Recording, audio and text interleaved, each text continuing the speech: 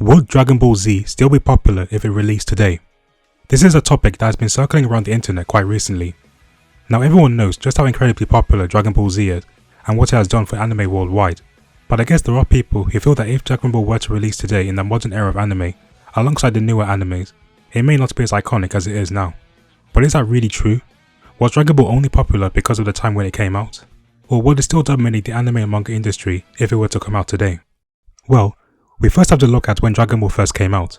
Dragon Ball started serialization in Weekly Shonen Jump in the year 1984, and the series came to an end in 1995. Then the anime version came out in 1986, and then Dragon Ball Z ended in 1996. And during this time in Weekly Shonen Jump, Dragon Ball wasn't the only popular manga series during that time.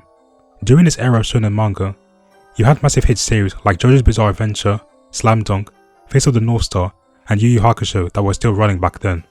And what's interesting is that during that time, in the whole history of Shonen Jump, the magazine had the highest amount of circulation and manga sales. This period ran from the mid-1980s all the way to the mid-90s, and this period of Shonen Jump is known as the Golden Age of Shonen Jump. In the year 1995, Weekly Shonen Jump circulation peaked at 6.53 million copies, and to this very day, Shonen Jump has never been able to reach that peak again in circulation. There has been a decline since the Golden Age, so even with how big the new gen anime and manga currently are, Shonen Jump still hasn't circulated as much as it did back then. And a huge reason to why the Golden Age of Shonen Jump even became a thing was due to Dragon Ball's popularity. Pretty much from when Dragon Ball started being serialized in 1984, Shonen Jump circulation and copies sold increased significantly, and after Dragon Ball ended in 1995, that is when the decline in circulation started happening. So even from Shonen Jump's most successful era, from the mid-80s to the mid-90s, Dragon Ball was the main driving force for those manga sales, and this was the same magazine that had massive influential series like Slam Dunk, JoJo, and Yu Yu Hakusho at the time. It wasn't the case to where Dragon Ball Z started getting popular from the late 90s to the 2000s, since a lot of people worldwide got into the series at that time when they were kids. But even before that, during Shonen Jump's most successful period, Dragon Ball was a huge part of that success, and it's no coincidence that there was a decline in circulation ever since the Dragon Ball manga ended. And there was no internet or any digital way of reading these manga chapters, so for Dragon Ball to consistently become the top selling manga just goes to show just how massive the Dragon Ball manga and anime really was at the time. So to say that Dragon Ball only became popular because it was one of the few anime and manga series that was out is simply wrong, because there were many iconic and successful series in the 20th century that have influenced the manga industry that we see today, but Dragon Ball was still the top selling manga at the time. And a part of what made Dragon Ball so popular during that time was how different this series was compared to the other battle shonen at the time.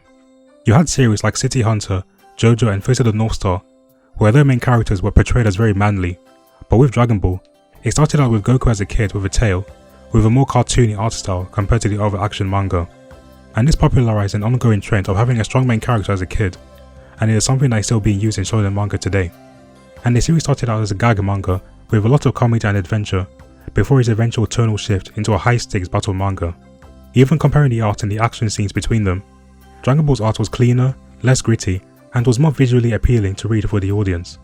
Toriyama was a master at utilizing manga panels for his action scenes that made it so easy for the reader to follow what was going on.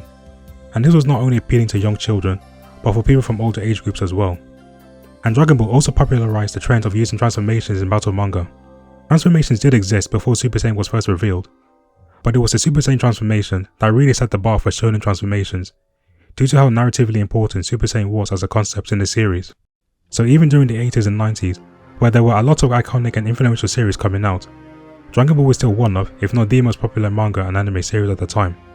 So I wouldn't say its popularity was due to luck, because there were so many competitors coming out during the golden age of Shonen Jump.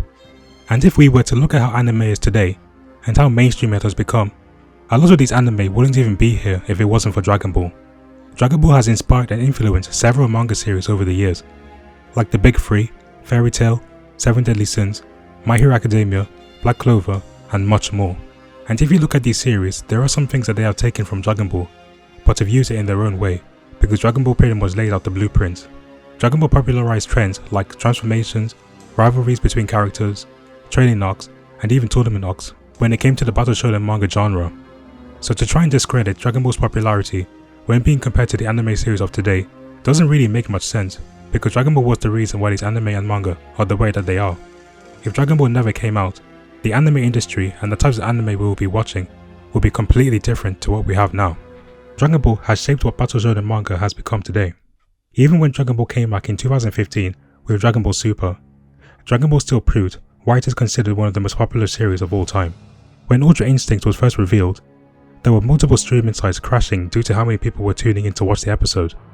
During the end of the Tournament of Power, you had fans in Latin America literally gathering together to watch the episode, treating it like a massive sports event. And Ultra Instinct has become one of, if not the most iconic transformation to have come out in the 21st century, especially during this time where social media is a huge thing now, so Dragon Ball was trending worldwide, and you had people talking about the form, making memes about Ultra Instinct, the soundtracks getting millions and millions of views, which further increased its popularity. There have been episodes from other anime like Attack on Titan and Demon Slayer that did also crash some servers upon their release, but it wasn't to the same degree as Dragon Ball Super. Dragon Ball was pretty much dominated in every decade since the 80s. Even in the 2020s, where the Dragon Ball Super anime hasn't released any episodes, Dragon Ball is still one of Toei Animation's top selling franchises. If you look at the generated revenue from the third quarter of the fiscal year of 2025, One Piece generated 18.4 billion yen, but Dragon Ball generated 18.9 billion yen, and that was due to the release of Dragon Ball Daima. If you go to previous years, Dragon Ball maintained its spot as the top selling franchise for Toei for 7 years, until 2024 where One Piece finally surpassed it.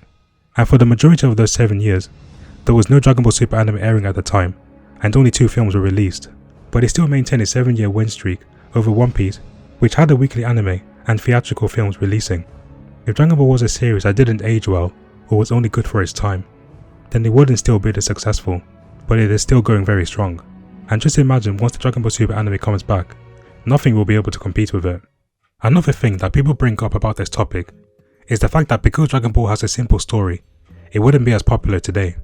I see where they are coming from, because there are people that prefer to watch shows with complex stories and character arcs, but that doesn't automatically guarantee that it's going to be super popular. Because when you look at most of the biggest anime out right now, those are Demon Slayer, Solo Leveling, and Jujutsu Kaisen. And what these series all have in common is the fact that they are quite simple and are easy series to get into.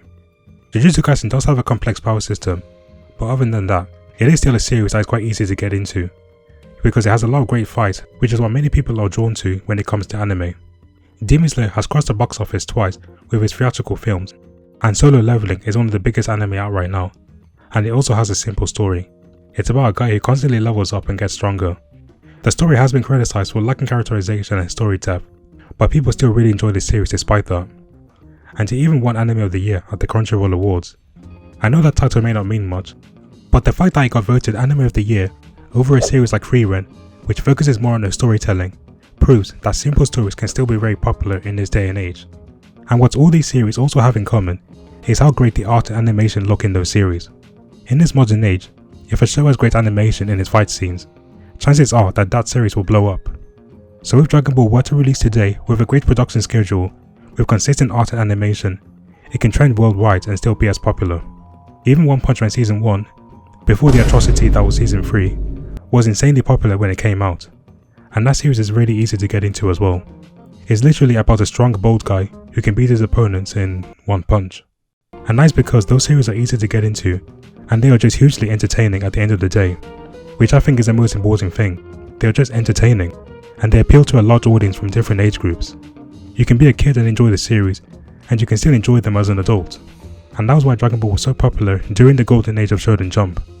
It was a series that anyone could get into, with plenty of hype and iconic moments that stick with you forever. There are so many iconic moments that if Dragon Ball Z were to come out in the modern age, a lot of the moments will probably be trending online on social media. Raditz revealing that Goku is an alien, Goku dying in the first 5 episodes of the Saiyan saga, Goku Super Saiyan transformation after seeing Krillin die, Gohan Super Saiyan 2 transformation, or even Future Trunks killing Frieza, the main villain from the previous arc, in his Super Saiyan state, even though Goku was supposed to be the only one with Super Saiyan at that point in the story. Only then to find out that that mysterious boy from the future is actually the son of Vegeta, who was a villain at the time, and Bulma. All of these moments would literally be mind-blowing if Dragon Ball was to release today, with people reading and watching the episodes and chapters every week. I think it's because many people grew up on this series, where they could get spoiled on what happened, or they only watched it from Dragon Ball Z, so they never got to experience watching this series from start to finish, like how the Japanese audience did back in the 80s and the 90s. So if Dragon Ball was to release today, with all its crazy plot twists and iconic moments, and the fact that the story is simple enough for anyone of all ages to get into, I just don't see why it wouldn't still be popular in the modern age. And also, power scaling has become very popular in this modern day as well, because whenever a new anime or a new transformation comes out, and it includes some overpowered character with hacks abilities, that character would always be brought up in power scaling discussions. So with Dragon Ball, with all of its planetary and galaxy level busting characters, what's to come out today, where people have access to Twitter, TikTok and Facebook, these characters will constantly be brought up in these debates among the power scaling community. So to answer the question, would Dragon Ball still be popular if it released today? I wholeheartedly think it will still be just as popular, if not more, because of how accessible social media is these days, where hype moments are constantly trending worldwide. It's not a series that just got popular because people grew up with it on nostalgia during the early 2000s, because even during the golden age of Weekly Shonen Jump, Dragon Ball was the top selling manga, and even when Dragon Ball came back with new anime series and movies in the 21st century, it was still dominating the industry and was constantly trending worldwide whenever a new form of transformation came out. There is a reason why most mangakas were inspired by and revere Akira Toriyama for his creation. Dragon Ball has done so much for the industry and has laid the blueprint for the Battle Shonen manga we are seeing today.